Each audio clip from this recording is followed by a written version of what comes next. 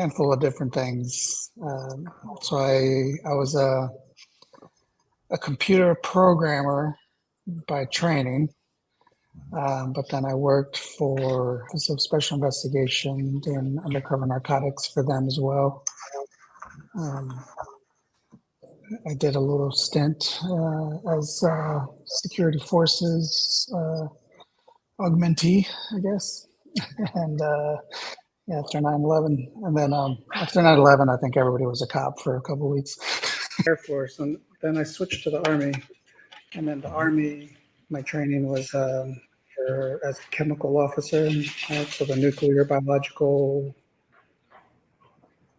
radiological.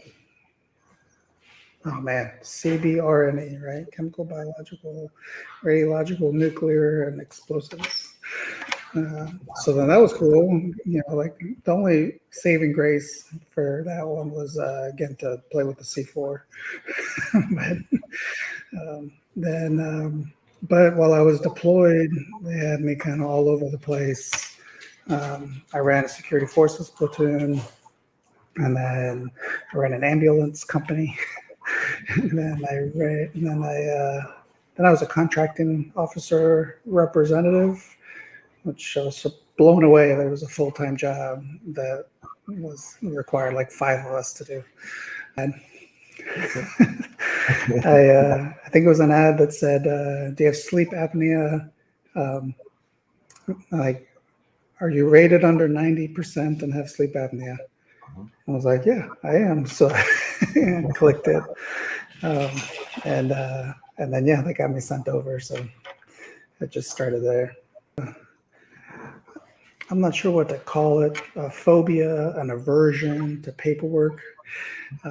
So if you give me a form to fill out, there's a good chance I'm going to look at it and then just kind of like glaze over and close it out. And then I never end up filing or, doing stuff like that. And even when it's like kind of big ramifications, like I still have my, whatever the discount is when you own a home, like you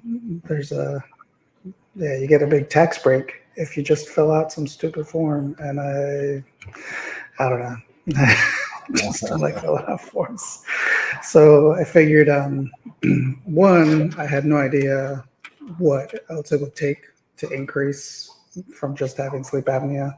And I had other things that I was curious about. So I knew I needed somebody with experience to go through it with me. And my previous experience using one of the veteran organizations wasn't bad, but the person that worked with me just didn't really seem very knowledgeable. And they're like, I don't remember getting asked, some of the like more important questions and being guided through the process. So with Trajector and with their fee schedule, I already had I was already going to get the back pay to cover it. So I was like, you know what? I just don't get the back pay, and that's fine. But at least this will get done, and with somebody that has experience. But I do. I remember right off the bat there was an initial call with someone that was just kind of like gather basic information and figure out like where to route me the rest of the way. And then I got sent to a nurse, and I remember having a call with a nurse for just, I don't know how long it was. It was more than an hour. We talked through all kinds of stuff. I'm pretty sure she had a checklist. Like I had my list of what I already had service connected. And so we went through each of those items to see if they could be increased. But then, there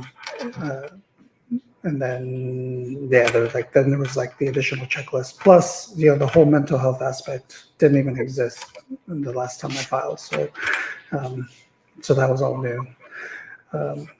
And I think that a big benefit was the questions that she knew to ask as a medical professional.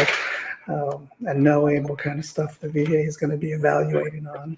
So, yeah, so I say something like, "Oh yeah, it's like I have headaches every so often, but I think it's because of this injury." And then it's like, "Oh no, we're gonna hone in, and we're gonna talk about this. When's it happen? Where's it hurt? Like how long's it last? Like then there's a whole bunch of information, and so things that I had to think about, and some things that I had to just kind of start keeping like a note of, so that I could tell a doctor later, because for me that's the hardest part, is remembering. Like every time they ask, it's like, is it frequently, infrequently, 2 times a week, 3 times a week? Like, to me, a week is 5 days, right? I don't count the weekend as my week, right?